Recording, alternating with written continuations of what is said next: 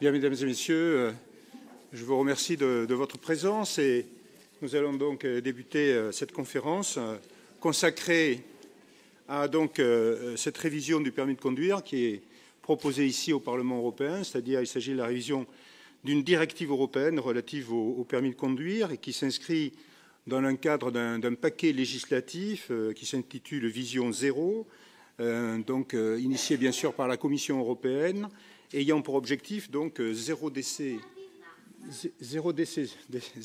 sur les routes d'ici 2050. C'est l'objectif. Et donc je voulais dès à présent vous présenter notre conférencier, Maître Olivier Amsix-Maitré, qui est un spécialiste des questions de routières, des questions de circulation routière, et qui va bien sûr nous donner tous les éléments sur un sujet qui est un sujet sensible, un sujet délicat.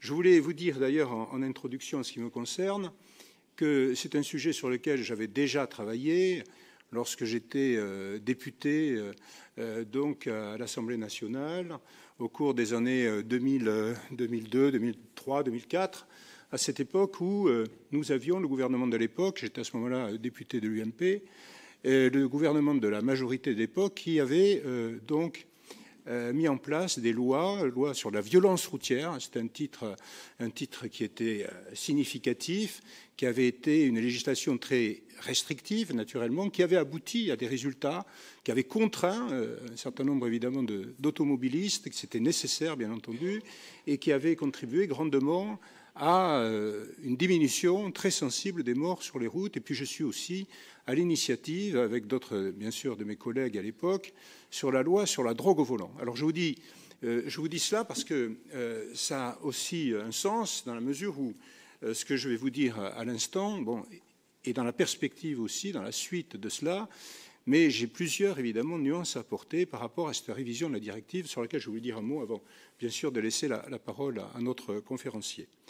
Il y a plusieurs points. D'abord, en ce qui concerne ces points, et d'ailleurs je m'en expliquerai un peu plus tard, il y a plusieurs dispositions qui, au cours des discussions au sein de la commission parlementaire des transports, ici, ont été évacuées. Et c'est d'ailleurs une bonne chose, j'en tiens compte, donc il n'est pas question forcément d'y revenir à l'instant, mais il subsiste toute une série de contraintes nouvelles. Alors, d'abord, et là en préambule aussi, je voulais dire un point qui me semble très important. C'est que dans notre groupe Identité et Démocratie, nous avons d'abord et avant tout déposé un amendement de rejet de ce texte. Cet amendement de rejet du texte que nous avons déposé, nous ne l'avons pas déposé seul au groupe Identité et Démocratie. À l'intérieur du groupe Identité et Démocratie, il y a nos alliés, un certain nombre de nos alliés qui ont été évidemment d'accord pour déposer cet amendement de rejet, à savoir notamment nous avons eu les Allemands, les Autrichiens, nous avons eu des Belges également de notre groupe qui ont été d'accord pour déposer cet amendement de rejet, et puis des députés également d'autres groupes qui ne sont pas du groupe Identité et Démocratie, du groupe ECR, donc avec Vox espagnol, qui ont co-signé cette demande d'amendement de rejet, et également des députés non inscrits, des députés principalement hongrois du Fidesz.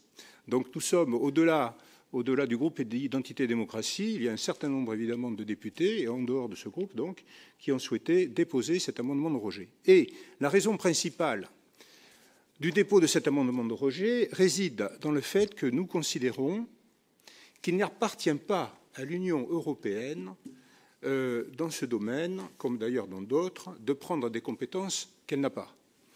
Et il y a là un réflexe, si je puis dire, souverainiste, qui nous anime à tous, finalement, y compris à l'extérieur de notre propre groupe, car nous considérons qu'il appartient aux législations nationales de prendre évidemment un certain nombre de responsabilités et que cela soit soumis, bien sûr, à la représentation nationale. Du même type, d'ailleurs, que ce qui avait été fait en 2003-2004 dans les lois dont je vous avais parlé. Ceci me semble important à préciser en préambule, parce que nous sommes face à une évolution de l'Union européenne qui est de plus en plus, qui veut être de plus en plus omniprésente, qui s'attribue des compétences nouvelles, qui veut empiéter dans tous les domaines, au détriment des États-nations. Nous sommes pour donc un système européen, d'Union européenne d'États-nations, et non pas un système qu'on veut nous imposer, et ceci pourrait être décliné dans de nombreux domaines. Donc ça, c'est un point qui me semble très essentiel en préambule par rapport à certaines dispositions. Ensuite, naturellement, il y a les obligations nouvelles qui sont posées par cette directive. Ces obligations nouvelles qui sont posées par cette directive, rapidement, je précise qu'il s'agit donc, on passerait donc à un permis de conduire, un permis qui serait un permis à durée déterminée, donc renouvelable tous les 15 ans, à partir de l'obtention du permis, et avec des obligations d'ordre médical, bilans médicaux à fournir donc à chaque renouvellement.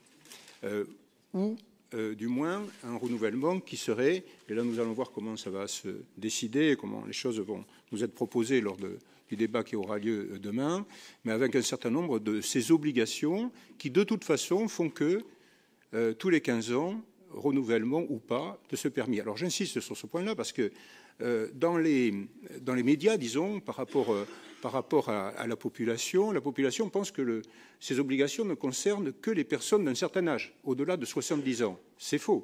C'est-à-dire que nous avons un renouvellement tous les 15 ans à partir de l'obtention. Si on a un permis à 20 ans, 35 ans, il faut repasser le permis. Bon, très clairement, et ainsi de suite. C'est un point qui n'a pas été, me semble-t-il, assez précisé. Ensuite, il y a toute une série de mesures qui concernent, et alors là, franchement, on n'en parle pas beaucoup non plus, et ceci m'étonne, surtout en ce moment, puisque en ce moment, nous savons bien tous que le monde agricole est en révolte, et nous le savons parfaitement. Eh bien, alors que le monde agricole se révolte, se soulève quelque part, on pourrait dire les choses de cette façon-là, eh bien, il est prévu dans ce texte, dans l'état actuel des choses, il est prévu de créer 8 catégories supplémentaires de permis pour les tracteurs, évidemment agricoles. Donc, c'est dire qu'au moment où nous avons, et en plein salon de l'agriculture, en plus de cela, où nous avons en France, et en plus de cela, donc, nous avons le monde agricole, et pas uniquement français, qui donc fait part de ces revendications ô combien légitimes, eh bien, nous avons cette création de 8 permis en ce qui concerne les tracteurs, ce qui est considérable en termes d'obligations nouvelles, de charges, de coûts, parce que les coûts relatifs à ces renouvellements de permis sont aussi importants. En fait, il s'agit de créer tout bonnement un contrôle technique des personnes après avoir créé un contrôle technique des véhicules, que l'on connaît évidemment depuis un certain nombre d'années. Donc ceci entraîne pour des millions de personnes un impact qui est non négligeable dans de nombreux domaines financiers, mais qui est aussi discriminant. Discriminant pourquoi ? Parce que, en fonction de votre état de santé, vous allez être limité dans l'utilisation de votre véhicule. Et là, ce n'est pas l'autorité judiciaire qui va suspendre votre permis de conduire ou qui va l'annuler. Non, c'est une sorte d'autorité administrative qui va dire, sans débat contradictoire, moi je suis magistrat de profession, sans débat contradictoire, sans rien, on vous dira, non, vous avez une apnée du sommeil, cette apnée du sommeil qui est évidemment une pathologie qu'il ne faut pas négliger, bien entendu, mais cette autorité administrative va vous dire, vous n'aurez plus de permis de conduire. Ou alors même des diabétiques qui auront des traitements un peu lourds se verront là aussi contraints et d'une façon assez discriminante, sans véritablement pouvoir plaider en quelque sorte leur affaire, alors que, bien entendu, toutes les mesures existent en matière de législation routière pour prendre les mesures qui s'imposent par rapport à des situations évidemment qui risquent d'être dangereuses. Ce sont des éléments qui me semblent là aussi importants. Et puis, bien entendu, il y a un sujet que je ne néglige en aucune façon, parce que j'y suis évidemment très sensible comme chacun de nous, ce sont les accidents qui peuvent être causés par des personnes âgées. Alors là, c'est un sujet évidemment particulièrement sensible, je le sais bien. Alors, et sans le minimiser, nous avons des statistiques. Bon, nous avons des statistiques qui ont été données par l'Observatoire national interministériel de la sécurité routière. Les moins de 30 ans sont responsables de 40% des collisions mortelles, les moins de 30 ans.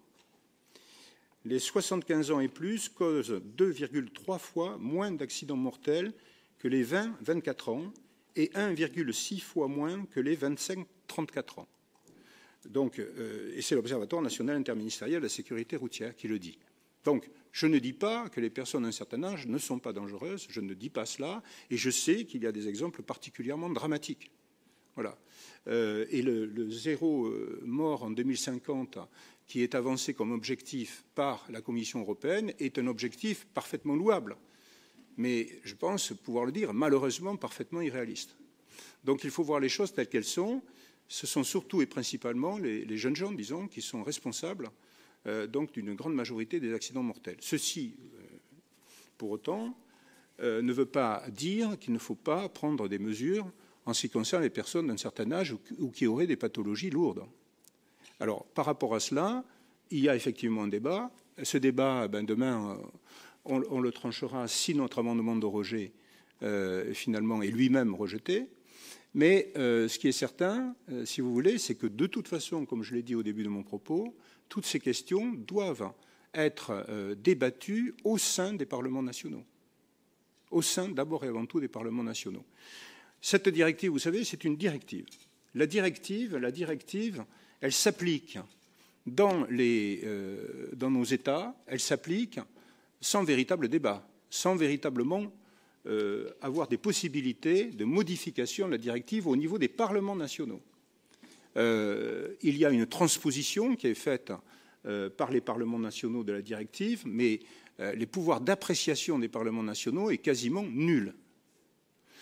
Donc, si vous voulez, par rapport à cela, nous considérons que pour toutes ces raisons, et dans notre groupe et pas que, puisque l'amendement de rejet a été, comme je vous l'ai dit, codéposé par d'autres groupes, nous considérons qu'il y a une part dans ces mesures qui sont évidemment très contraignantes. Je pense aussi à d'autres situations dramatiques, de personnes qui sont isolées, de personnes qui sont relativement âgées, de personnes qui n'ont pas trop de moyens. Ça concerne des millions de personnes, en France et ailleurs, qui, si jamais on leur met des obligations très lourdes, comme c'est prévu dans la directive en préparation, qui va s'être soumise au vote, vont se retrouver dans des situations, ces personnes, totalement dramatiques. Totalement dramatiques. Donc, bien sûr, il faut faire la part des choses. Voilà les raisons pour lesquelles donc, je souhaitais qu'on ait aujourd'hui, ce soir, cette conférence qui précède effectivement un vote sensible. Hein. Je le constate et je le sais, dans un domaine qui va toucher et qui touche finalement quasiment toutes les populations, quels que soient évidemment les pays de l'Union européenne. Voilà. Donc j'ai posé un petit peu le débat et je vais laisser la parole à Maître MC. Et bien sûr, on pourra avoir, si vous le souhaitez après, quelques questions, si vous en êtes d'accord, quelques questions pour sur ce débat. Voilà, je vous remercie en tout cas beaucoup de votre participation. Merci beaucoup. Merci, monsieur le député. Je suis effectivement avocat au barreau de Bruxelles depuis 17 ans, actif exclusivement en droit routier.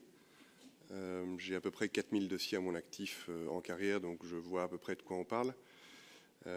Et vraiment, s'il y a une chose dont je suis convaincu avec toute cette carrière, c'est que le droit routier nous concerne tous. Alors, on n'est pas tous conducteurs, mais par contre, on circule tous sur la voie publique et donc on est tous concernés par les règles qui régissent le droit routier.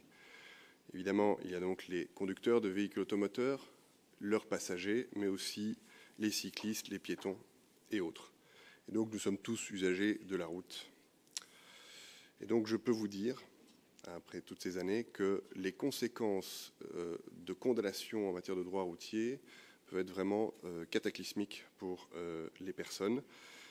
Et donc, ce second volet de tout un paquet de mesures concernant le permis de conduire va avoir un impact extraordinaire sur littéralement des dizaines de millions de personnes dans l'Union européenne. Ce paquet, au total, va donc affecter les règles d'obtention du permis de conduire et également les règles de conservation du permis de conduire. à mes yeux, c'est une attaque frontale contre les automobilistes, à mon avis, dans un cadre plus général d'une écologie punitive et idéologique. Il n'y a vraiment pas que la sécurité routière qui soit l'objectif ici.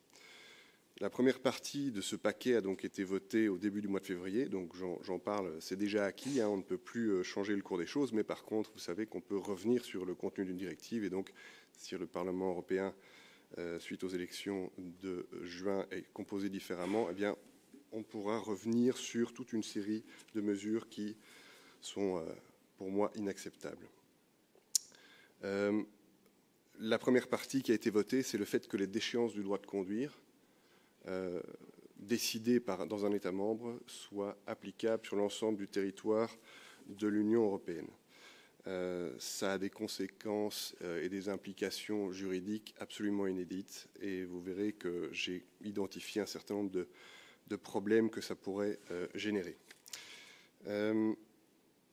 Alors, c'est sûr qu'on n'a peut-être pas tous connaissance de ce que c'est de vivre sans permis de conduire. Certains, d'ailleurs, n'ont pas le permis de conduire, mais si vous n'avez jamais été condamné à une déchéance, vous ne pouvez pas savoir. Mais si vous l'aviez été, ou si vous l'avez été, eh bien, moi, je peux vous dire que dès que ça dépasse quelques semaines ou quelques mois, et ça arrive souvent, eh bien, c'est littéralement la vie des gens qui s'effondre. Et quand je dis qu'elle s'effondre, c'est qu'on perd parfois son emploi, que dans la foulée, eh bien, le divorce pointe son nez parce qu'en fait, c'est la goutte d'eau qui fait déborder le vase. On perd la maison qu'on n'arrive plus à rembourser parce qu'on a un emprunt hypothécaire. Et donc, en fait, j'ai littéralement vu certains de mes clients, 1 ou 2 par an, qui terminent parfois à la rue ou en tout cas à loger chez des amis suite à plusieurs condamnations en matière de droit routier. Et donc, je peux vous dire que une déchéance du droit de conduire, ça peut être une mort sociale, professionnelle, financière et parfois familiale. Donc, c'est vraiment pas anodin et ça ne concerne pas que des fous du volant. Alors, il y aura beaucoup de difficultés d'application en matière, disons, juridique de tout ce qu'on a pris comme décision là, au début du mois de février, et j'ai identifié certaines d'entre elles. Mais je n'ai pas énormément d'imagination et donc je suis certain qu'il y aura encore plus de problèmes qui vont se poser. Alors, il y a le problème des différences entre les législations. Alors, ça peut vous paraître assez marginal, mais en Belgique, le taux maximal autorisé d'alcool dans l'air pour quand même conduire un véhicule, c'est 0,22 mg par litre d'air. Et bizarrement, eh bien, en Espagne, c'est 0,25 mg par litre d'air. Et donc, ça veut dire qu'un Espagnol qui viendrait en Belgique, qui se ferait contrôler à 0,23, serait donc en infraction en Belgique, subirait une déchéance du droit de conduire qui automatiquement serait valable également en Espagne, mais donc pour une infraction qui, en Espagne, n'en est pas une. Parce qu'en Espagne, il aurait pu rouler jusqu'à 0,24 sans être en infraction. Et donc, c'est tout de même assez estomacant de voir qu'un Espagnol pourrait être interdit de conduire en Espagne, alors qu'il a commis une infraction en Belgique, mais qui n'est pas une infraction en Espagne. Un deuxième type de problème, c'est les différences entre les sanctions pénales pour des faits identiques. Là, j'ai le cas vécu d'un client qui, il y a à peu près 1 an, descendait vers Reims depuis la Belgique. Et du côté de Reims, eh bien, il avait mis son cruise control à 131, fatale erreur, et donc l'autoroute est devenue une rocade, ou en tout cas la limitation de vitesse a changé, il ne l'a pas vue. C'était un samedi matin à 7 h du matin.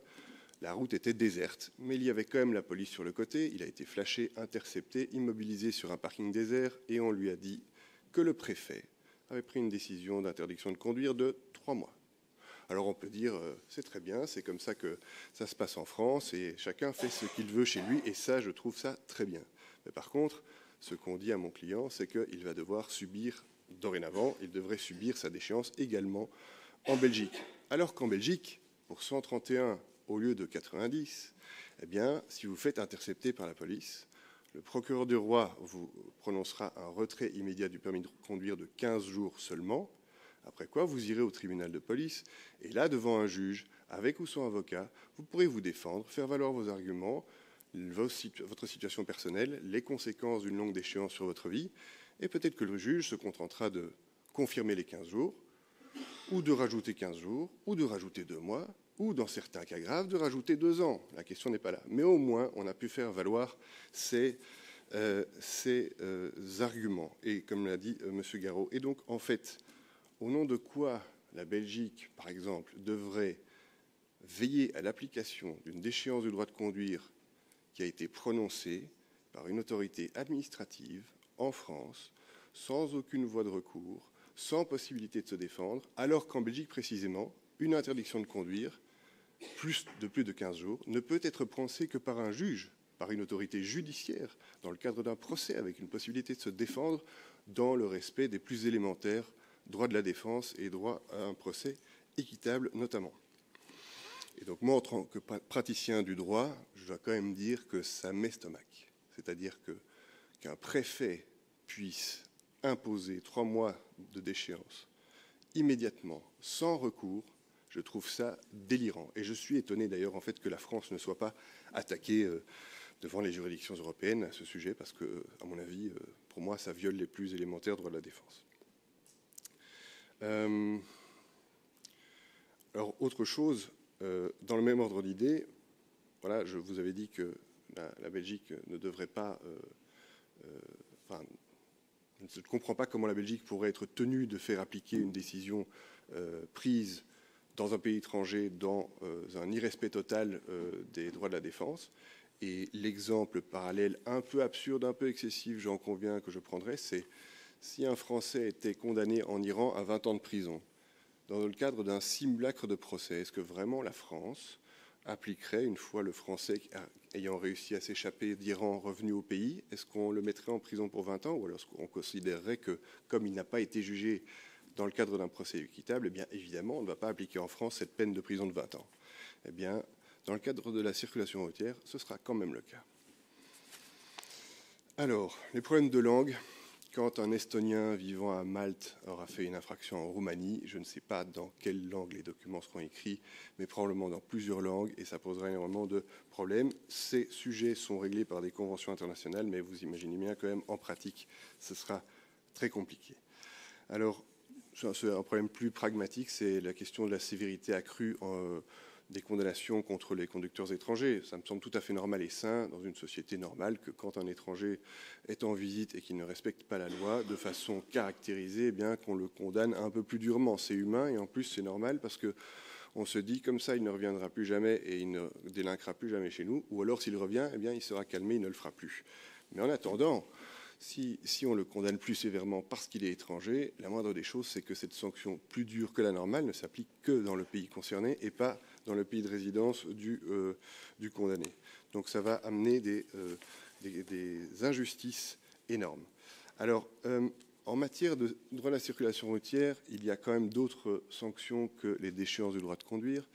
Il y a quand même la prison pour les cas les plus graves, je vous rassure, assez rarement, mais ça arrive, et c'est principalement pour la vitesse élevée, pour l'alcool, la drogue et les accidents mortels. Alors, la prison, c'est évidemment une peine plus lourde qu'une déchéance du droit de conduire. Ça, c'est évident, parce que ne pas pouvoir conduire, c'est quand même pas la même chose que de croupir dans une cellule. Mais dans ce cas-là, si les déchéances du droit de conduire sont applicables sur tout le territoire de l'Union européenne, je suppose que les peines de prison aussi. Sinon, ce serait un énorme cas de discrimination, parce que si ce n'est pas le cas, alors dans ce cas-là, il y a une énorme discrimination entre les Belges qui, ayant commis de graves infractions en Belgique, se retrouvent en prison en Belgique, et les mêmes infractions commises par un Estonien, un Roumain ou un Maltais en Belgique n'amèneraient pas ces personnes dans une prison. Donc, si on dit non, discrimination. Et si on dit oui, d'innombrables problèmes en découlent. Déjà, où est-ce qu'on va exécuter la peine de prison? Dans le pays de l'infraction, à mon avis, ce ne sera pas accepté par les juridictions européennes, parce qu'en fait, il y a un grand principe, c'est qu'on essaye d'emprisonner les gens près de leur famille. Si on est dans un pays grand comme la France, on ne va pas enfermer quelqu'un de Lille à Marseille, parce que sinon sa famille ne peut pas lui rendre visite, et ce serait considéré comme un traitement peut-être pas inhumain, mais en tout cas qui ne serait pas digne d'une démocratie. Donc, pas dans le pays de l'infraction, mais donc dans le pays de résidence. Et dans ce cas-là, on se demande au nom de quoi on devrait accepter que quelqu'un aille dans un pays où il pourra être mis en liberté plus tôt. Je m'explique. En Belgique, on a de ce côté-là une loi assez libérale. au bout du tiers de la peine, si vous vous comportez bien en prison, vous pouvez sortir, vous êtes éligible pour la libération conditionnelle. Et donc, je ne suis pas certain que d'autres pays de l'Union européenne accepteraient qu'un Belge qui est venu faire des choses gravissimes chez eux puisse purger sa peine de prison chez lui et bénéficier du droit très libéral dans son pays. Ou alors, on pourrait même imaginer que le condamné purge sa peine de prison dans le pays où on le capture, donc un troisième pays. On pourrait imaginer qu'il choisisse le pays dans lequel il va purger sa peine de prison. Donc c'est un petit peu absurde comme anticipation, mais comme ces règles sont absurdes, eh bien, je pense que c'est normal de leur répondre par l'absurdité. Le problème du permis à points. Alors vous ne savez peut-être pas, mais en Belgique, il n'y a pas de points sur le permis de conduire, et il y a encore des pays de l'Union européenne où c'est le cas, où on résiste à cette tendance du permis à points. Et donc, moi, je demande en tout cas, comment on va faire pour décider combien de points il faut retirer pour une certaine infraction en Belgique? Combien de points sur le permis français on va devoir retirer? Qui va décider des barèmes?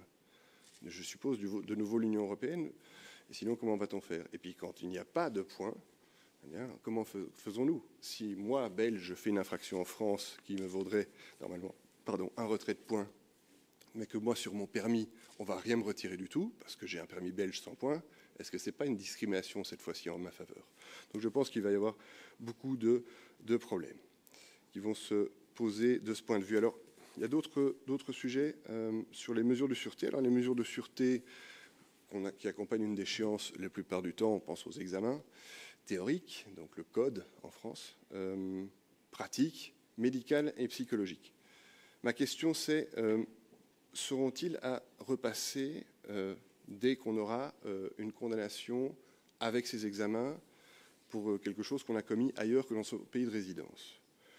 De nouveau, si on nous dit « Ah non, non, non, il n'y a que les déchéances qui seront internationales, enfin, sur tout le territoire de l'Union, mais pour les examens, on laissera tomber. » Dans ce cas-là, discrimination, parce que moi, Belge, si je dois repasser des examens pour un cas d'alcool au volant, ça ne me plaira pas l'idée qu'un Français ou un Italien qui viendrait faire la même chose dans mon pays, lui, ne devrait pas repasser l'examen. Bon. Donc, probablement que ce sera oui. Les examens seront donc d'application. Alors là, d'innombrables problèmes de nouveau apparaissent. Où l'examen sera-t-il à passer? Alors, dans le pays de l'infraction, problème de langue. Si vous faites une infraction grave et donc une condamnation avec examen en Estonie ou au Portugal, est-ce que vous allez devoir apprendre l'estonien ou le portugais? Je ne pense pas que ce soit envisageable. Mais dans ce cas-là, on pourrait envisager de faire ça avec des traducteurs. L'expérience a montré en Belgique que quand, à l'époque, maintenant on a arrêté depuis longtemps, on laissait les gens passer l'examen théorique, voire le pratique dans leur propre langue avec un traducteur, il y avait de la triche sans arrêt. Et donc on a arrêté. Et cependant, on est généreux. En Belgique, on a 3 langues, donc vous pouvez passer l'examen en néerlandais, en français ou en allemand. Mais enfin, je pense que ça ne va quand même pas arranger une partie des gens qui seront concernés. Et donc la question, c'est, est-ce qu'on va passer ces examens dans son propre pays, dans sa propre langue? Moi, je dis que c'est plutôt une bonne solution, mais à condition que les standards soient les mêmes, parce que les standards, en fait, ne sont pas les mêmes. On a beau dire, mais passer son permis de conduire dans un certain pays de l'Union européenne, et là je ne citerai pas de pays parce que je ne veux vexer personne, mais c'est plus simple que dans d'autres pays. En tout cas, moi, je sais par de nombreux clients étrangers qui me disent « Ah maître, il faut que je puisse repasser mon permis dans mon pays parce que ce sera beaucoup plus facile, au-delà de la question de la langue, parce que le gars maîtrise bien le français, quand il me dit ça, mais il dit « Dans mon pays, c'est beaucoup plus simple. C'est beaucoup plus facile. Ici, chez vous, c'est dingue. » Et puis, il y en a d'autres qui me disent carrément « Ah, vous savez, moi, dans mon pays, si on a du mal à le passer, on glisse un billet de 50 ou un billet de 100 et on l'a. » Et donc, moi, je demande, au nom de quoi la Belgique, la France ou l'Allemagne, pays relativement sérieux, devraient accepter qu'un condamné pour des infractions en Belgique, en France ou en Allemagne puisse aller tranquillement dans son pays beaucoup moins sérieux, passer les examens en question, ce qui constituerait, je trouve, aussi une différence de traitement en sa faveur par rapport aux nationaux et aux résidents. Donc voilà, je trouve qu'il y a beaucoup de problèmes. Alors là, encore quelque chose qui va être magique à exécuter, parce que vous verrez que ça va arriver, c'est l'alcoologue. L'alcoologue, c'est donc un dispositif, un appareil électronique, un éthylotest à faire brancher sur sa voiture et qui est donc anti-démarrage. Et donc, en fait, vous devez souffler dedans à 0. Il n'y a pas de tolérance jusqu'à 0,22 ou 0,5, c'est 0. Vous devez souffler 0 pour que le véhicule accepte de démarrer. Ça n'existe pas partout en Europe. Ça coûte 3 500 € par an.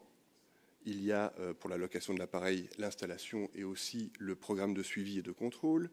Il y a donc un centre de suivi et de contrôle qui doit aussi être rémunéré. Donc je vous dis 3 500 € par an. Tous les trimestres, il faut aller faire retirer les données parce qu'ils vont vérifier que vous n'ayez pas essayé de faire démarrer votre voiture après avoir bu. Parce que vous pensez, ah, j'ai bu un verre ou deux, c'était il y a 1 heure, je vais essayer. Ça ne marche pas. Et donc ma question c'est, si un Portugais est condamné en Belgique à un alcoologue, mais qu'en fait il vit au Portugal, est-ce que l'alcoologue sera valable dans toute l'Union européenne? Et est-ce que donc le Portugal ou la Roumanie ou l'Estonie, où l'alcoologue est tout simplement inconnu, n'existe même pas dans la législation, il n'y a pas de centre de contrôle, il n'y a rien, est-ce qu'eux vont être chargés de vérifier que cette personne conduit bien avec son alcoologue et qu'elle remplit bien ses obligations? Donc en fait, c'est délirant, hein, parce que évidemment non, la réponse sera non, mais dans ce cas-là, ça crée une discrimination par rapport aux Belges. Et donc, quelle va être la réaction? Soit on met de l'alcoologue partout en Europe, je suis certain qu'il y a des pays où on n'est pas prêt à ça, soit on va obliger la Belgique à le supprimer, sans quoi les Belges seront discriminés, et les Belges et les résidents en Belgique seront discriminés par rapport à tous les autres.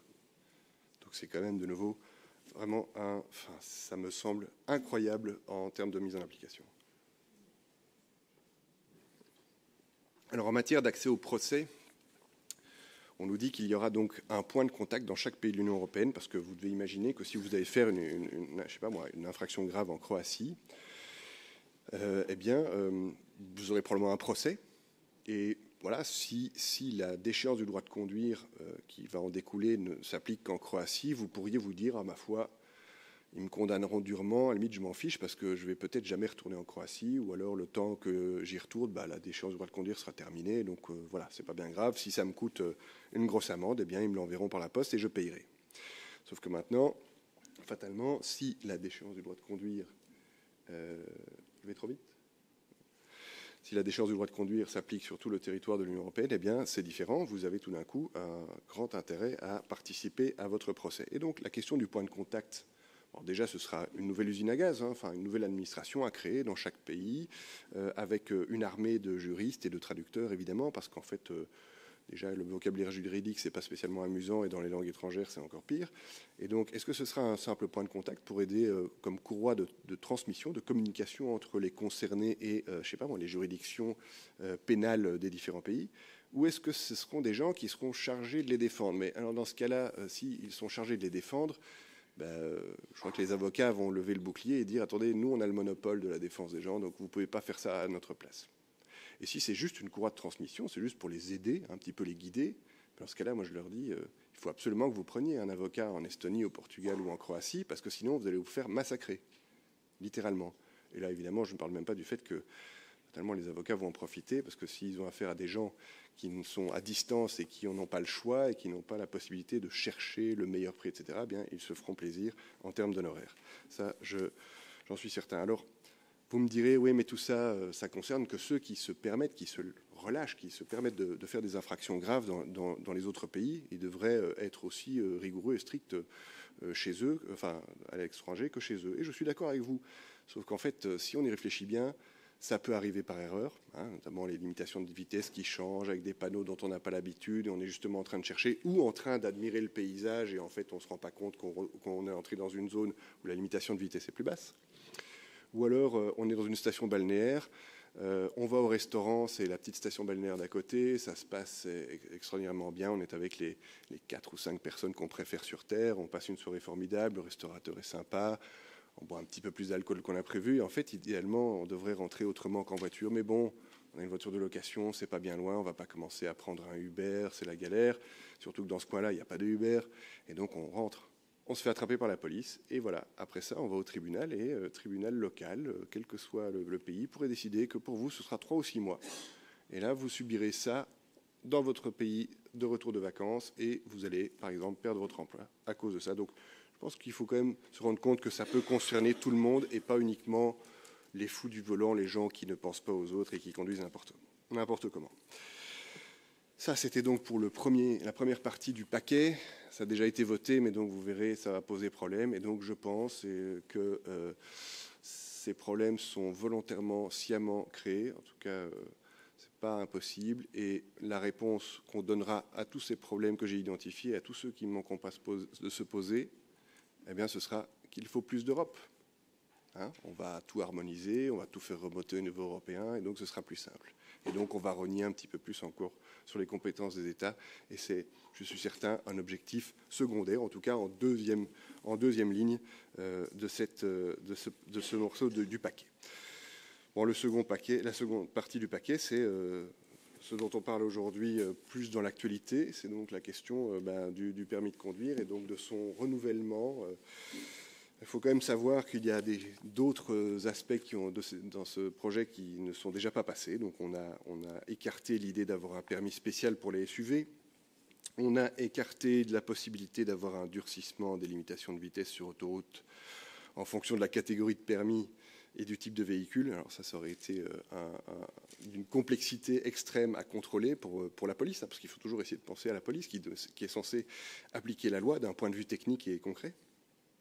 Une restriction de conduite de nuit pour les jeunes conducteurs, pourquoi pas? Ça existe déjà quand ils sont dans l'apprentissage, mais pas quand ils sont jeunes conducteurs, c'est-à-dire ayant déjà le permis de conduire à proprement parler. Un abaissement de la vitesse à 90 km/h pour les conducteurs novices. Tout aussi complexe à contrôler, parce que comment le policier va déterminer de loin, quand le véhicule passe, s'il a affaire à un jeune ou à un moins jeune. Alors, nous avons un certain nombre de points problématiques. C'est sûr que la première partie de l'exposé concernait des gens qui ont fait des infractions. Et donc, si vous n'avez fait jamais d'infraction, il y a des gens qui sont parfaits au volant. Pas beaucoup, mais il y en a. Ici, vous pourriez être privé de votre droit de conduire sans même avoir commis une infraction, sans que ce soit une sanction de quoi que ce soit, juste parce qu'on a décidé que ce serait comme ça. Donc, en fait, c'est ce projet qui va être voté demain, c'est littéralement de tuer le principe du permis de conduire à vie, clairement. Et donc, au-delà des questions de souveraineté qui ont déjà été soulevées par M. Garot, il y a quand même un certain nombre de points qui sont quand même problématiques et qui vont nous affecter. Donc, déjà, de devoir repasser son permis de conduire tous les 15 ans pour nous tous, alors, à part pour les plus jeunes, mais tous ceux qui ont leur permis depuis plus de 15 ans, eh bien, si cette directive passe et qu'elle entre en application en 2027, eh bien, en 2027, nous allons tous avoir notre permis qui perdra sa validité. Et on pourra tous commencer par aller passer un examen médical et aussi un examen de réactualisation, d'évaluation des connaissances réactualisées. Donc, vous imaginez l'embouteillage en 2027, ça va être génial. Donc pour les permis moto, voitures, mais aussi tracteurs, oui, parce qu'il y a des membres du PPE qui ont déposé un amendement et ils veulent imposer 8 permis de conduire différents, comme l'a dit M. Garot, pour les tracteurs. Donc les agriculteurs apprécieront, et aussi tous les autres métiers, comme par exemple les forestiers. Dans la forêt, on utilise beaucoup de tracteurs, mais par contre, vous constaterez que pour les bulldozers et autres engins de chantier dans le domaine des BTP, eh bien là, par contre, il n'y aura pas besoin de permis particulier. Donc, en fait, on voit toujours qu'on attaque les mêmes ceux qui sont en pleine révolte actuellement, et qu'on laisse tranquilles ceux qui font partie, qui travaillent pour des multinationales. C'est tellement commode. Alors, ce bilan de santé, c'est dommage, je vais peut-être un peu redire ce que M. Garot a dit, mais voilà, il ne faut pas se tromper de cible. Je crois qu'on est en train d'envisager d'utiliser un canon pour tuer un moustique.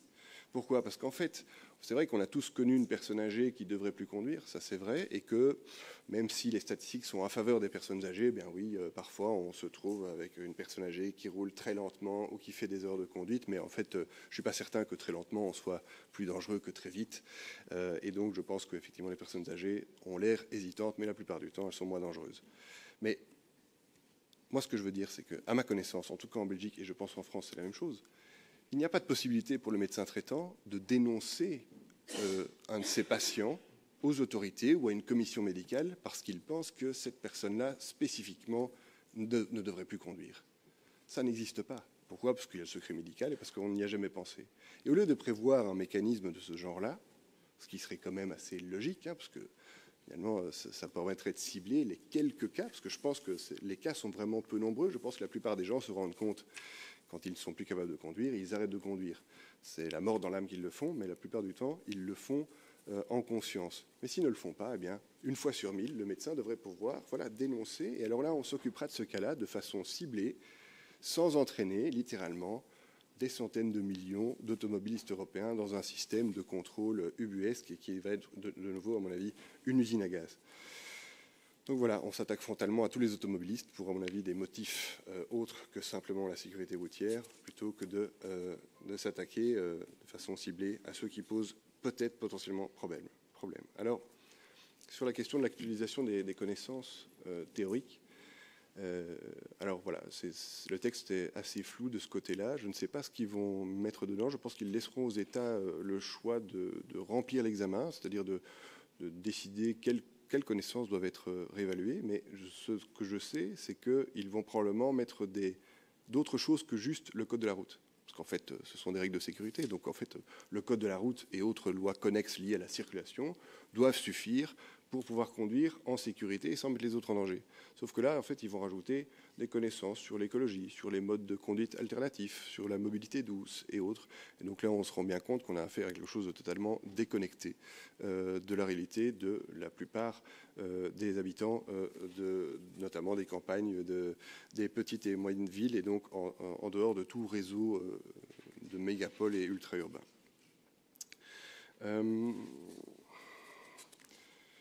En fait, c'est un peu le concept du pied dans la porte.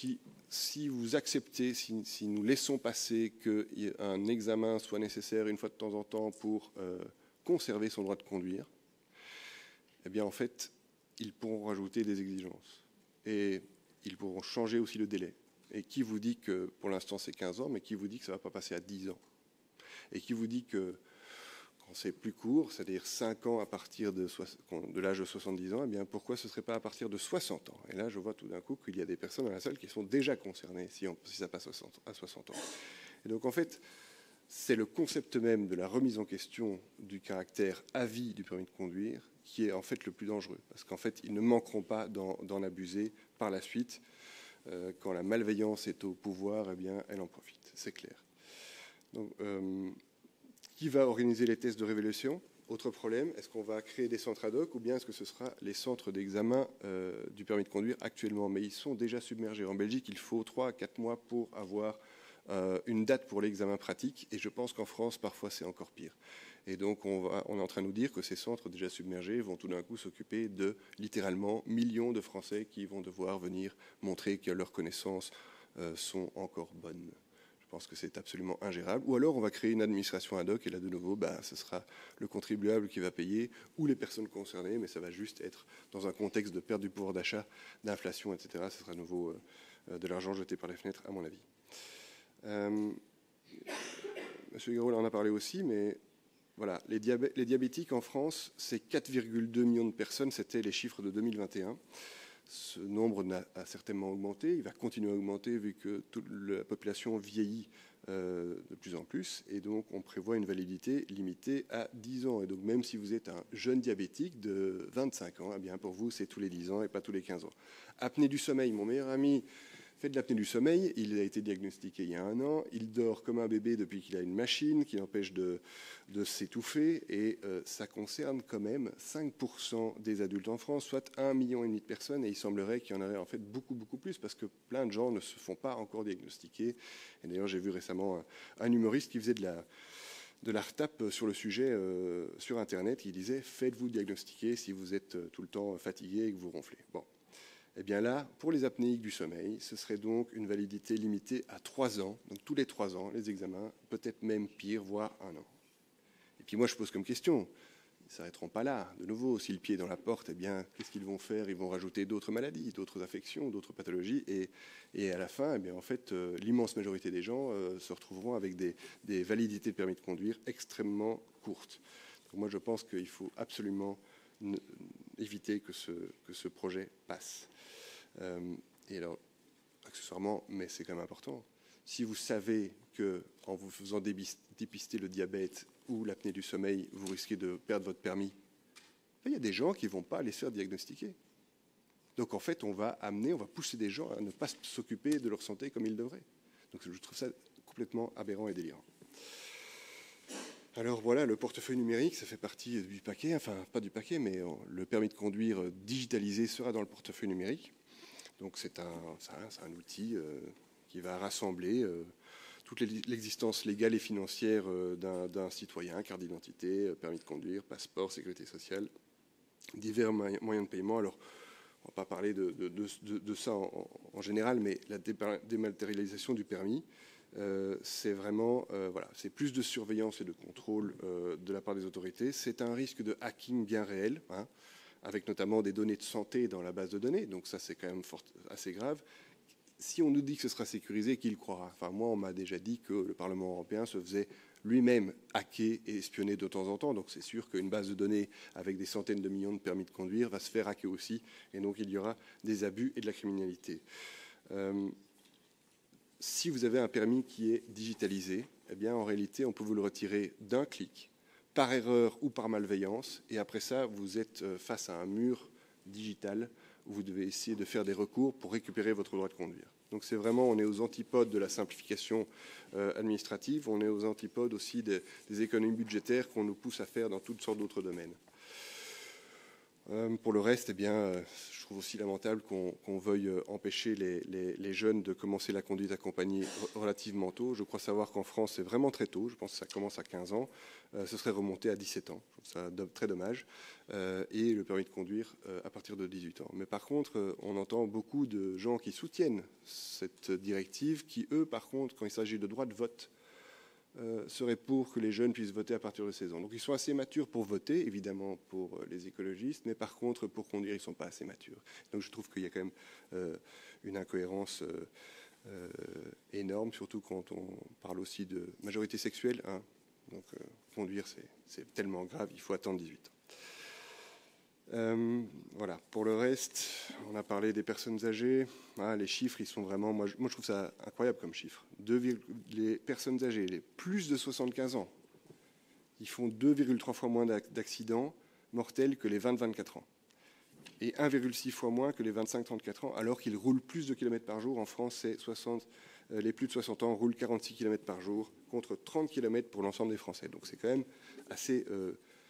déroutant de voir qu'on va s'attaquer pour des raisons de santé et aussi d'âge à des personnes qui en fait sont les moins dangereuses sur la totalité des conducteurs. En tout cas en France c'est comme ça, je pense que c'est comme ça partout en Europe. En plus, ces mesures vont être probablement inefficaces.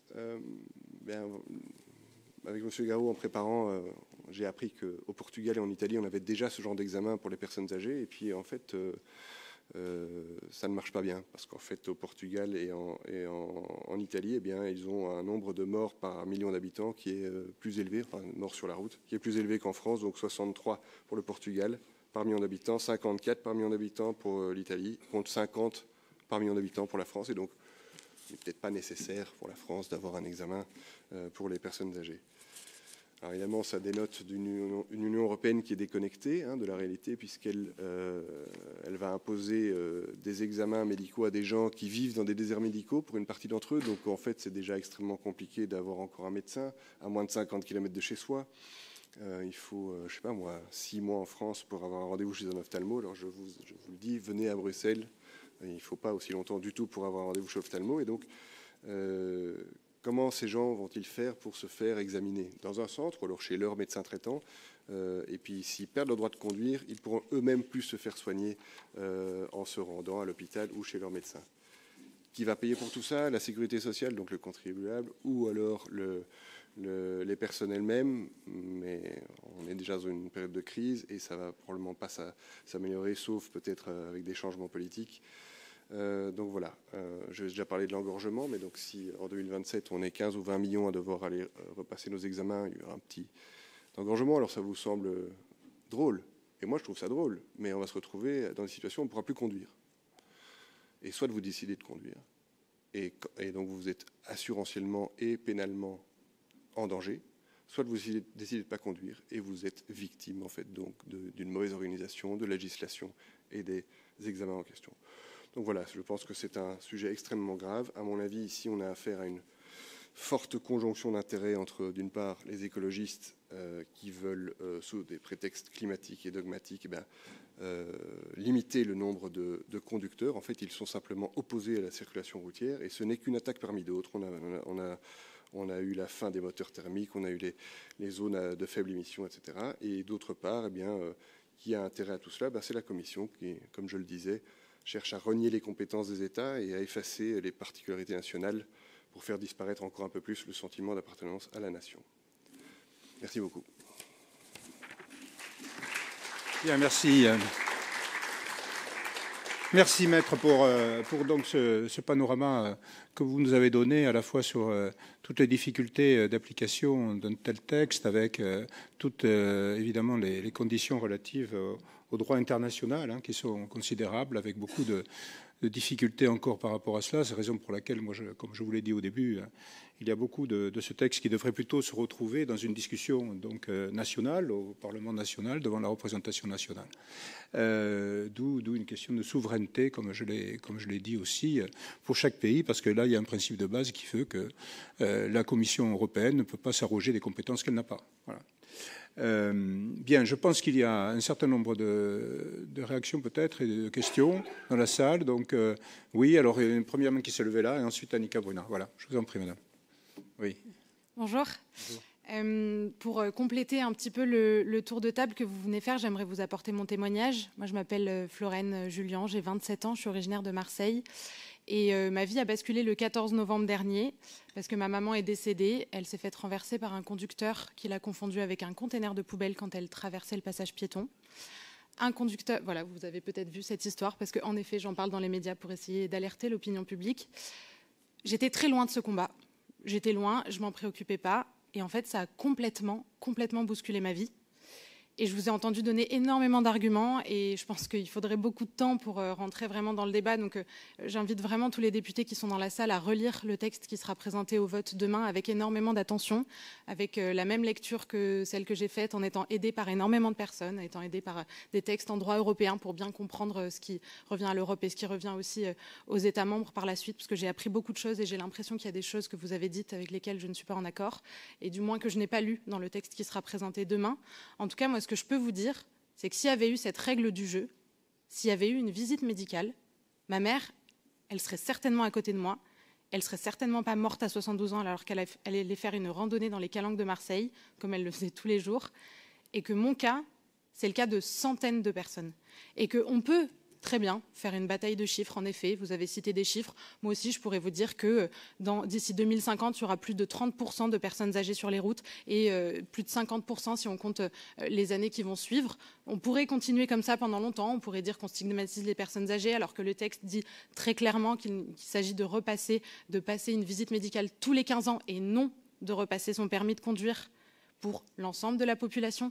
Je l'ai relu pendant que vous parliez, à aucun endroit il est mention d'un test de connaissance, il est mention d'un test médical pour vérifier sa vue, son ouïe, ses réflexes, et que l'ensemble des directives devront être mises en œuvre par les États membres qui ont 2 ans après l'adoption du texte pour travailler ça. Et j'espère vraiment qu'on sera autour de la table collectivement pour trouver les meilleures solutions, pour proposer notamment des solutions de mobilité pour les personnes qui se mettent en danger, et je dis bien qui se mettent en danger en conduisant alors qu'elles ne sont plus capables de conduire. Le nombre de témoignages que je reçois depuis que ma maman est décédée de personnes qui me disent que leur vie est finie parce qu'elles ont renversé quelqu'un, c'est pas que ma mère qui est morte, c'est le conducteur de 86 ans qui n'a plus de vie. Et c'est le cas de tellement de personnes. Donc on pourrait en effet parler de chiffres, mais en fait on n'est pas des faits divers. On pourrait parler de coûts, mais moi je peux aussi vous parler du coût de la mort de ma mère. La réanimation qui n'a pas marché de ma mère, ça a coûté 3 800 € à l'hôpital. Le transport de ma mère jusqu'à l'hôpital, ça a coûté également des milliers d'euros. Toutes les personnes qui sont malheureusement en fauteuil roulant des suites d'un accident, regardez le prix d'un fauteuil roulant qui coûte plus de 40 000 € et vous verrez très bien que ça, c'est nous qui le finançons. Aujourd'hui, on finance le fait que les personnes puissent se relever quand elles ne meurent pas des accidents de la route. Alors quand on a les moyens d'anticiper, de prévenir des accidents, on le fait. Et vous êtes des députés, moi je suis une simple citoyenne et j'ai un droit de vote que j'utilise et je ne me suis jamais abstenue à une élection parce que je pense que les politiques peuvent changer la vie des gens.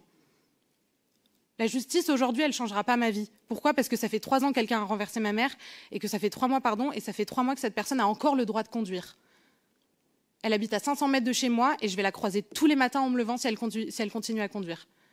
Et je vais devoir attendre encore 1 an avant qu'il y ait un procès qui soit rendu et que je puisse avoir justice.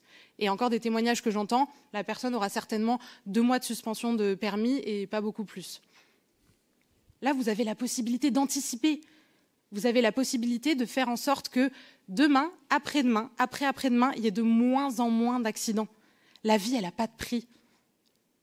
La vie n'a pas de prix. Si c'était vous qui étiez concerné par ça, si c'était vous qui avez perdu un proche, vous serez à ma place en train de faire ce que je fais, j'en suis certaine. Quand on perd une maman, il n'y a plus rien qui compte. Quand on perd un enfant, il n'y a plus rien qui compte. Je vous l'assure, parce que moi, jamais de ma vie, je me serais dit là, tu seras au Parlement européen dans 3 mois pour défendre cette mesure. Jamais. Je ne travaille pas en politique, ce n'est pas mon métier au quotidien. Mais là, j'ai besoin de vous le dire, relisez ce texte. Parlez-en autour de vous. Comprenez bien ce qu'il y a écrit dedans. Ce qu'il y a écrit dedans, c'est mettons en place une 2e ceinture de sécurité pour protéger un maximum de personnes, pour empêcher de nouveaux accidents qui bouleversent complètement la vie des gens et qui les transforment à tout jamais. Et j'aimerais passer la main à Pauline, qui a également un petit message à vous faire passer. Merci Florène. Très rapidement, je viens compléter tout témoignage avant de vous laisser la parole. C'était important pour nous d'être parmi vous aujourd'hui parce que je pense que voilà, c'est important de débattre. Pour ceux qui ne me connaissent pas, je suis joueuse de tennis fauteuil. Je prépare les Jeux paralympiques pour représenter la France aux Jeux de cet été. Et parallèlement à ça, je suis à la place à laquelle je suis parce que j'ai été victime, moi aussi, d'un accident il y a 5 ans. J'ai eu la jambe arrachée parce que je me trouvais sur un trottoir parisien et qu'un monsieur de 90 ans a appuyé sur l'accélérateur au lieu du frein. On était 3 jeunes, j'avais 27 ans, une autre personne de 28 ans et une autre jeune femme de 25 ans. Et on a eu des séquelles, tous les 3, extrêmement graves. Et surtout, la vie du conducteur qui nous a fauchés a basculé, puisqu'on parle souvent des victimes qu'on représente ici. Mais les victimes, il y en a plusieurs. Il y a aussi des gens qui commettent des accidents et qui auraient voulu que ça n'arrive jamais et qui savaient qu'ils n'étaient plus capables. Pour avoir eu un échange très constructif avec... vous devez connaître Maître la justice restaurative qui permet de faire une médiation entre les victimes et les responsables. J'ai pu échanger avec ce conducteur qui était meurtri, qui aurait pu être mon grand-père et qui savait qu'il n'était plus capable de conduire.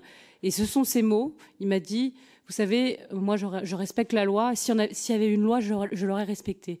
Il s'agissait là d'un homme très responsable, un conducteur exemplaire. Et sa responsabilité n'a jamais été remise en cause. Seulement s'il avait passer une visite médicale devant un médecin, ce drame aurait pu être évité et les vies qu'il a brisées, y compris la sienne, n'auraient pas été brisées. Ce qu'on vous propose aujourd'hui, c'est vraiment effectivement de relire bien le texte. Il y a beaucoup de désinformation. Nous, ce qu'on est simplement venu défendre, c'est qu'une visite médicale tous les 15 ans, très sincèrement, ça peut sauver des vies, ça peut éviter des drames. Il ne faut pas attendre qu'on soit directement concerné comme on l'est pour agir. On compte sur vous, on a besoin de vous, on a besoin au moins que vous votiez pas contre demain, parce que pensez que quand vous lèverez la main demain dans l'hémicycle, pensez à nous, pensez à toutes les victimes, pensez à la maman de Florène, pensez à moi qui ai perdu ma jambe, pensez à mon conducteur qui est mort de chagrin, parce que vous parlez tout à l'heure de mort sociale, mon conducteur il est mort de chagrin d'avoir brisé plusieurs vies, y compris la sienne. Je veux que vous ayez ça en tête. Et j'espère que vous ne soyez jamais à notre place pour être pleinement conscient et consciente de la mesure, de la nécessité de ces visites. Encore une fois, c'est une mesure de prévention. Et évidemment qu'il faut travailler le contenu de cette visite médicale. Évidemment qu'on ne supprimera pas systématiquement le permis à tout va. On n'est pas contre la voiture. Moi, j'utilise la voiture tous les jours. Je vois un sourire narquois dans votre attitude. Moi, vous savez, j'ai une prothèse, j'habite à Paris. J'ai une maison de campagne en province et j'habite à Paris. Il y a 0 accessibilité, comme vous pouvez peut-être le savoir. Donc la voiture, je la prends tous les jours parce que je n'ai pas le choix. Ce n'est pas du luxe. Donc la voiture, je suis bien placée pour savoir combien c'est important. Ceci étant dit, je me suis pliée au jeu d'une visite médicale parce que je voulais voir ce que c'était. Et vous savez, je n'ai même pas eu le choix parce qu'après mon accident, quand on a un traumatisme physique comme le mien, une amputation, une jambe arrachée, on repasse un test médical. Voilà. Ça existe, mais pas pour tout le monde. Encore une fois, ce n'est pas une punition. Et rassurez-vous, si vous êtes apte à conduire, vous pourrez toujours continuer à conduire. Je voulais juste terminer. Merci de votre attention. N'hésitez pas à revenir vers nous si vous avez des questions. En tout cas, on vous remercie de votre écoute. Bien, merci, mesdames. Alors, d'abord, je vais donner la parole, évidemment, à notre conférencier. Mais d'abord, je voulais vous dire, vous avez en face de vous, là, à la tribune, vous avez en face de vous un magistrat et un avocat. Voilà.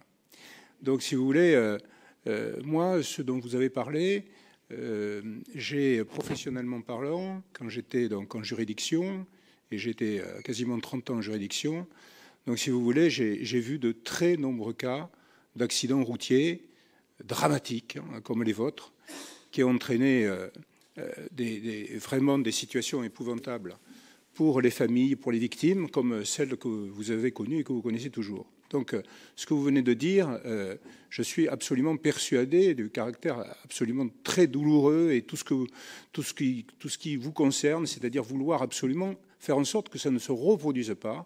Et c'est d'ailleurs, en général, j'ai beaucoup discuté aussi, j'ai beaucoup rencontré des associations de victimes dans d'autres domaines aussi, pas uniquement en matière routière.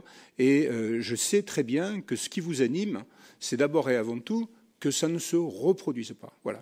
Donc, et en cela, ce que vous nous dites est évidemment très important. Voilà.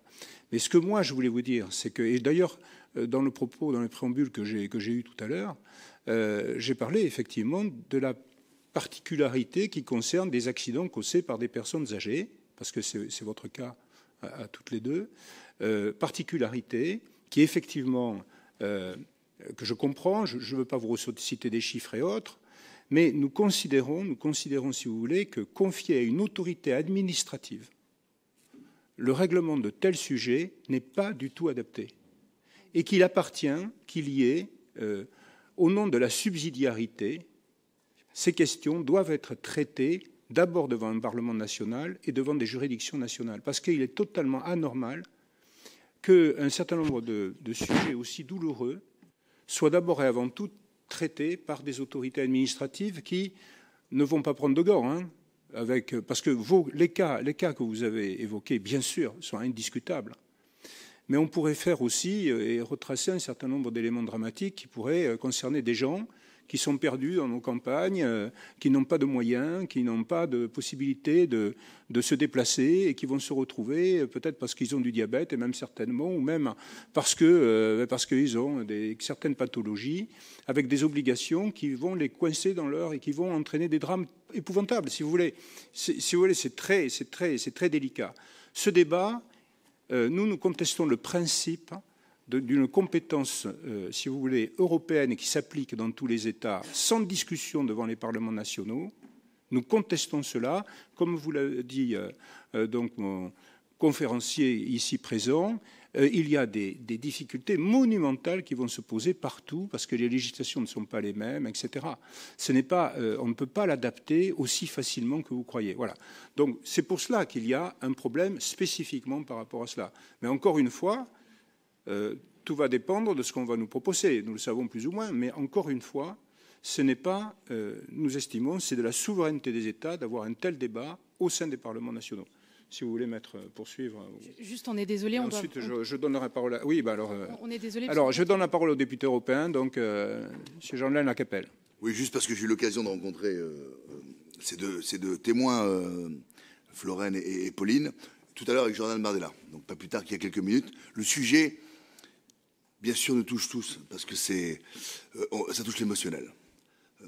Et qu'on a tous ces exemples autour de nous, dans nos familles, dans nos proches, de situations extrêmement difficiles où on se dit ça aurait pu être évité. C'est là où il faut faire aussi, et c'est difficile quelquefois de faire la différence entre le rationnel et l'émotionnel. Et moi je suis touché par ces témoignages-là, et j'ai eu l'occasion tout à l'heure de discuter avec ces deux jeunes femmes en leur disant, dans le rapport, et Karima Deli est là, j'ai eu l'occasion aussi de lui dire, dans le rapport il y a des choses qui nous posent un problème. Alors, il y a le problème technique, le problème juridique, il y a le problème... Il y a un problème de fond, c'est le problème de souveraineté, bien sûr. Et là, ça touche une ligne politique qui est la nôtre dans notre mouvement. Et puis, il y a des problèmes ensuite sur ces 8 permis imposés aux tracteurs. Alors, Karim Adeli me dit, oui, c'est pas moi, c'est les Républicains qui... D'accord, mais c'est dans le rapport. On nous demande de voter pour un rapport ou contre un rapport. Il y a quand même ces règles qu'on impose à les agriculteurs qui n'ont vraiment pas besoin d'avoir des normes administratives supplémentaires. Il y a le problème de ce renouvellement du permis de conduire. Alors, la validité de 15 ans, d'une part, vous l'avez évoqué, Maître, tout à l'heure, mais aussi le renouvellement tous les 5 ans pour les personnes qui ont plus de 70 ans. Donc, il y a le permis pour les SUV. Il y a énormément de choses qui font qu'à un moment, on se dit il y a cette pression, cette persécution un petit peu sur les automobilistes, ce qui est compliqué. Une fois de plus, on n'est pas là pour, bien sûr, gracier ou pardonner les automobilistes qui sont des fous, des délinquants dangereux. Le sujet n'est pas là, mais il y a un rapport aussi. Il y a un rapport et c'est oui, c'est non à la fin, sur le rapport. Donc c'est tout ou rien. Parce que c'est aussi un petit peu ce qu'on nous propose aussi au Parlement européen. Alors, j'entends dire qu'il y a un amendement qui vient, peut-être qui nous est proposé, contre le fameux, contre l'obligation des permis pour le tracteur. Oui, mais ça, on ne le sait pas. Ça, on l'apprend. Et puis, qui va voter cet amendement? On ne le sait pas non plus. Donc, ça manque peut-être d'anticipation, de communication, de transparence, certainement de travail en commun. Moi, je suis touché, bien sûr, par ce combat-là. Je vais vous donner moi un exemple, très personnel. Moi, j'ai un frère qui est mort du sida. Donc, et je peux vous dire que politiquement, ça a pu me faire évoluer sur un certain nombre de lignes. Mais il y a un moment, mon exemple personnel doit pas primer sur aussi la ligne qui est la mienne. Et je vous parle d'un exemple extrêmement personnel quand même. Hein. Donc j'ai moi aussi une expérience de prise de recul ou de réflexion personnelle et de remise en question aussi, parce que j'ai pu remettre en question un certain nombre de choses. Tout ça n'est pas simple. Donc voilà. Et nous sommes là pour faire de la politique. Nous sommes là pour défendre aussi les gens qui nous ont élus et pour défendre les libertés individuelles de gens qui nous ont élus et faire la part des choses. Bien évidemment, faire la part des choses et prendre ce recul nécessaire, c'est compliqué, c'est pas simple, c'est un sujet extrêmement compliqué. Mais je retiens ce que notre chef de délégation, notre président de délégation a dit. C'est vrai que c'est quand même au Parlement national à s'approprier quand même ces débats-là. Et ça n'est pas à l'Union européenne de s'accaparer toutes les compétences. Car, comme nous le disions tout à l'heure, vous mettez un doigt dedans, et puis ensuite c'est le bras, et puis ensuite c'est l'ensemble du corps. Et ça, je crois qu'il y a des choses qui doivent rester du domaine des compétences nationales. Maintenant, peut-être qu'il y a d'autres gens qui ont des commentaires. Madame Dely, si vous voulez intervenir. Oui, bonjour à toutes et à tous. Je suis Karima Dely, je suis la présidente de la commission de transport et la rapporteure de ce texte sur le permis de conduire. J'entends encore, alors que nous sommes à la veille de ce vote, des choses qui sont fausses. Et je peux vous le dire. La question du permis des SUV, ça n'existe plus, parce que ça a été rejeté. Je ne peux pas porter un texte dont les amendements ont été rejetés dans ma commission. Ça n'existe plus. La question notamment des permis tracteurs. Je vous l'ai redit tout à l'heure, c'est un amendement qui a été déposé par le PAPE, voté dans ma commission, et je peux vous le dire, je ne suis pas pour, au point que c'est la rapporteure, moi-même, qui va poser l'amendement final pour le supprimer, parce que je sais très bien qu'en France, notamment, je rappelle que nous avons un système qui va très bien, le permis B, mais c'est surtout que nos agriculteurs permettent à leurs enfants, qui ont à partir de 16 ans, reprendre les terres avec des tracteurs. Donc à 16 ans, ils peuvent rouler avec le tracteur. Donc c'est moi qui vais le faire également.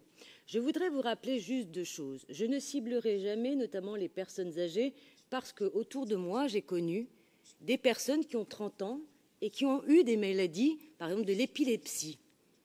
L'épilepsie, ils ne l'ont pas découvert comme ça.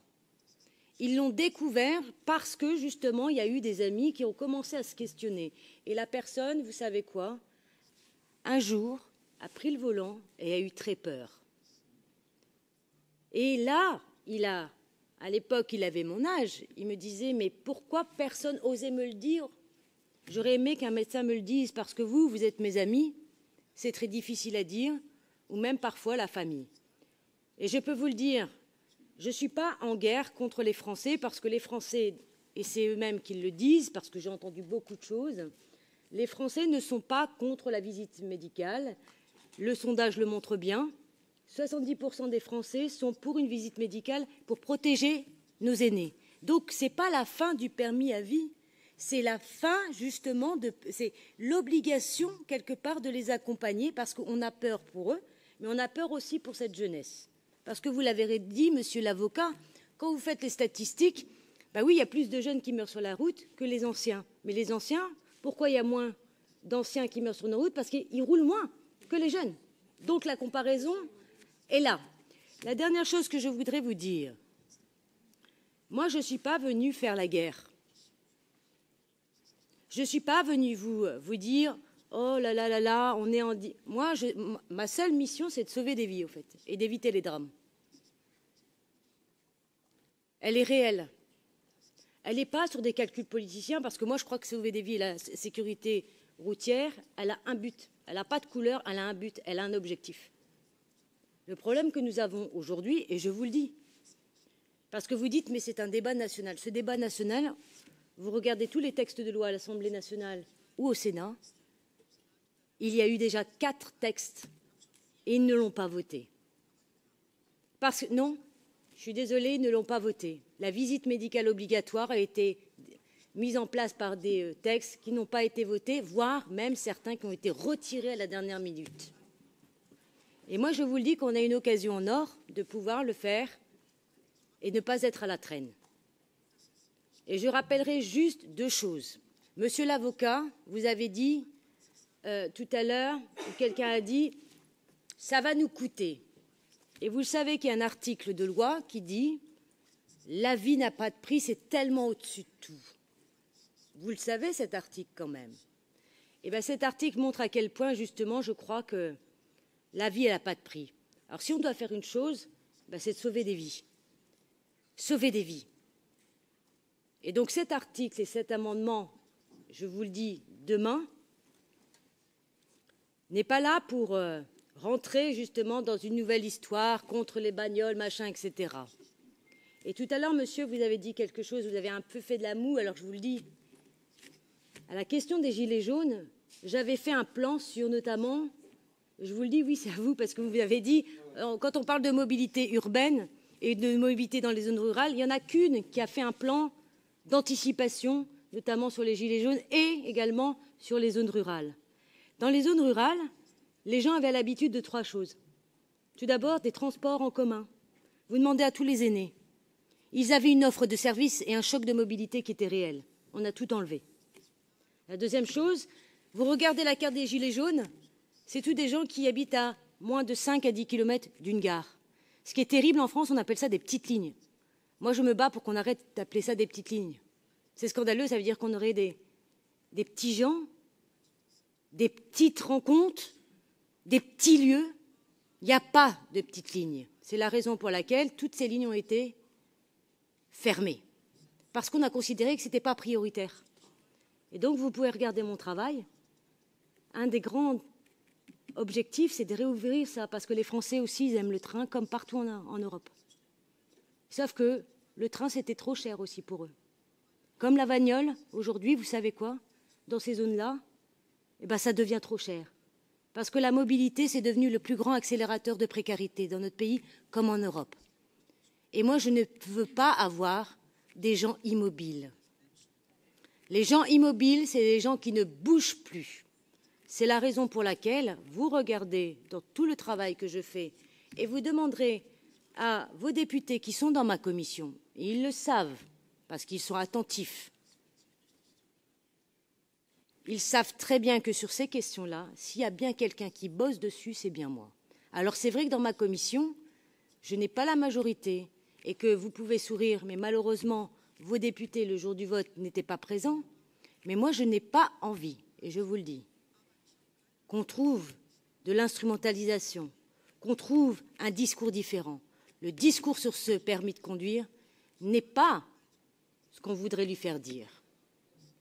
Le discours du permis de conduire, et j'en arrête là, c'est d'anticiper les drames, mais c'est aussi d'anticiper notamment les vies. Et donc moi, en tant que législateur, vous pouvez me poser des questions techniques sur mon rapport, comme vous voulez. Moi, je suis open au débat, il n'y a aucun problème.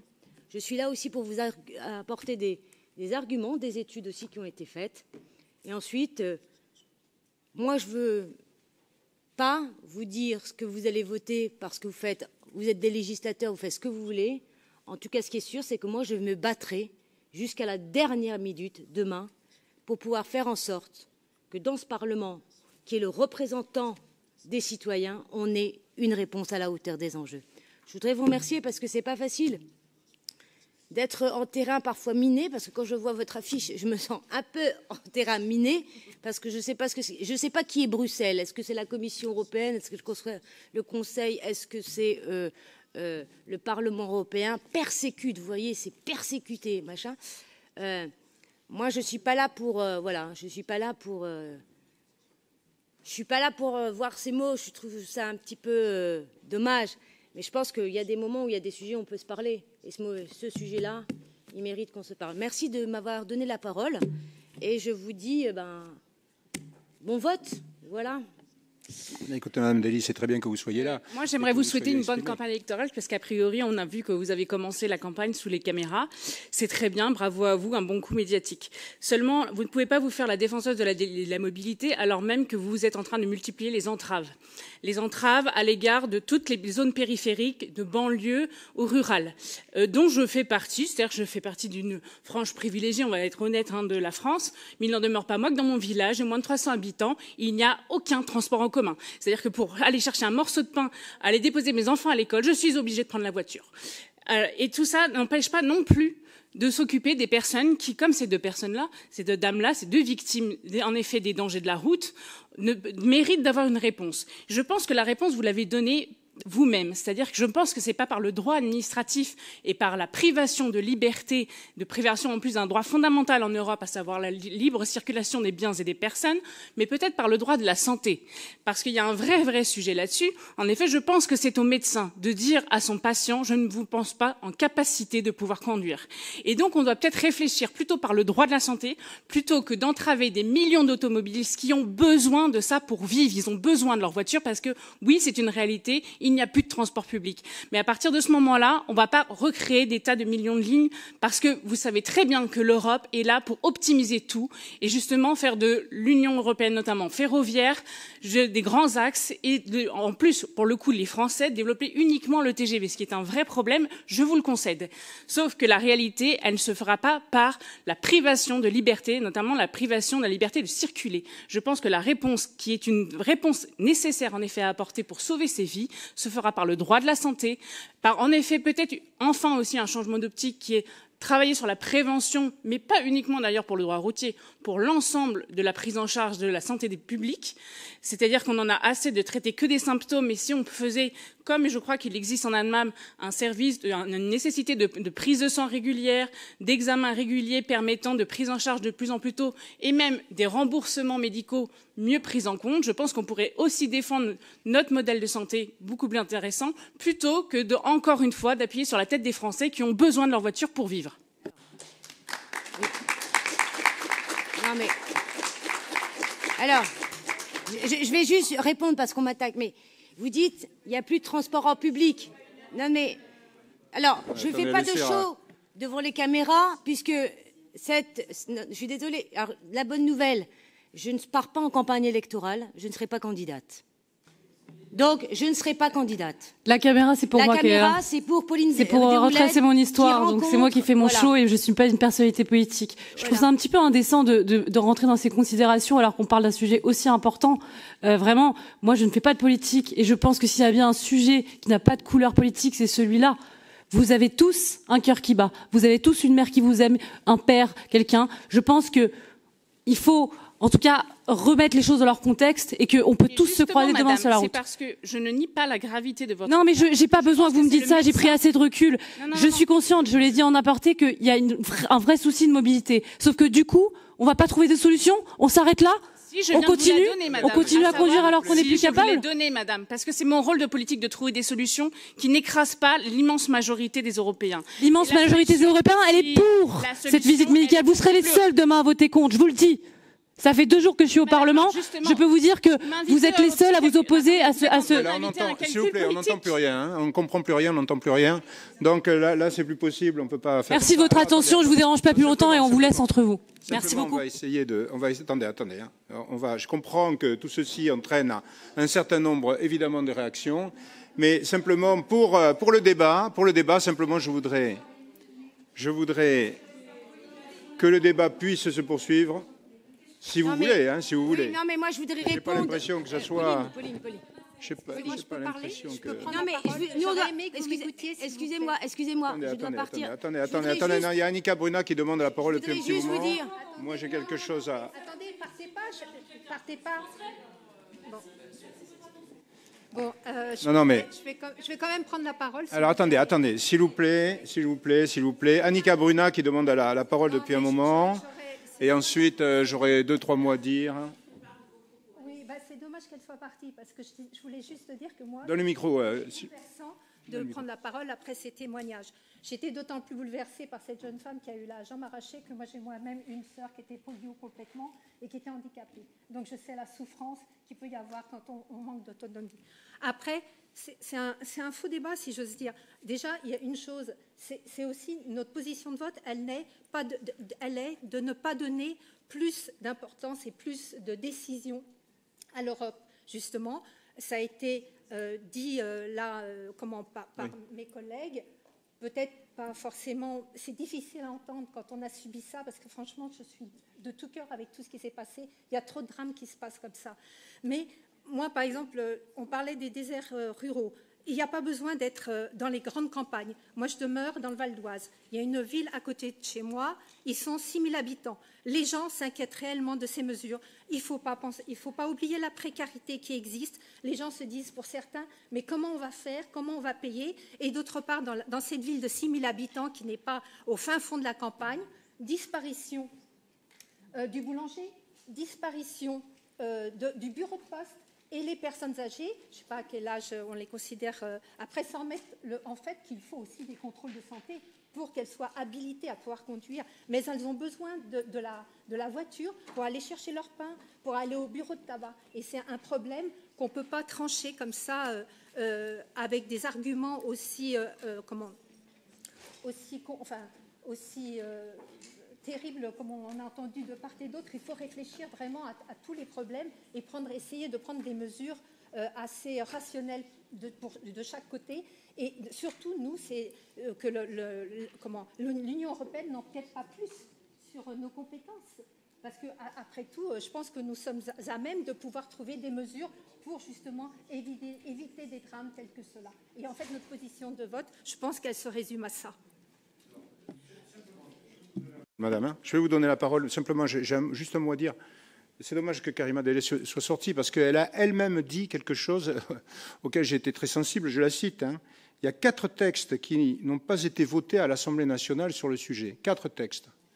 Bon, mais voilà, tout est dit. Je veux dire, c'est à l'Assemblée nationale. C'est devant la représentation nationale française qu'on doit quand même dire ce qu'il en est. Et d'ailleurs, de ce qui a été dit par Mme Delli, c'est justement parce qu'il y a 4 textes qui n'ont pas été débattus à l'Assemblée nationale qu'on veut imposer par donc, les institutions européennes, la Commission européenne, le Parlement européen, qu'on veut imposer une législation quand même contraignante alors que la représentation nationale ne va pas s'exprimer dessus. Si vous voulez, on a un problème là de fond par rapport à une évolution de l'Union européenne que nous contestons en tant que, si vous voulez, entre guillemets, souverainistes. Voilà. Madame, je vous en prie. Merci. Je suis Vanessa Hadar. Je travaille pour le cabinet Copet Avocat, qui est spécialisé en droit du dommage corporel. Donc, je suis ni victime, ni écologiste. Je voudrais vous dire que peut-être, pour demain, c'est peut-être pas la peine d'opposer la personne qui serait complètement enfermée en pleine ruralité parce qu'elle a un test médical à passer, et la victime qui a subi une séquelle importante et qui a bouleversé sa vie. Vous allez voter parce que vous jugez que l'Europe n'est pas légitime, que l'Europe, ce n'est pas le lieu. Sauf que les victimes derrière, elles, ce qu'elles vous demandent, c'est de ne pas opposer des populations, et c'est de prendre en compte le fait que cette visite médicale, vous avez parlé de déchéance, de dénonciation, c'est pas ça. La visite médicale, c'est juste qu'on n'est pas pareil tout le temps. On n'est pas pareil tout le temps au travail. On n'est pas pareil tout le temps dans sa vie, dans son couple, on divorce. Voilà. Et ben c'est ça qu'on vous demande de reconnaître. Si le lieu, c'est pas l'Europe pour vous, peut-être que l'abstention au moins montrerait votre conviction et la reconnaissance de l'importance de ce sujet. Et je voudrais juste faire une remarque. Monsieur, vous avez spécifié que vous êtes avocat en droit routier. Vous n'avez pas un seul moment prononcé le mot victime. Je me demande quels sont les profils des personnes que vous accompagnez au quotidien.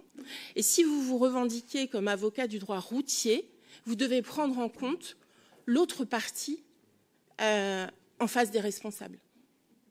Voilà. Merci. Bien, merci madame. Alors moi j'ai une obligation à 18h, donc je vais être obligé de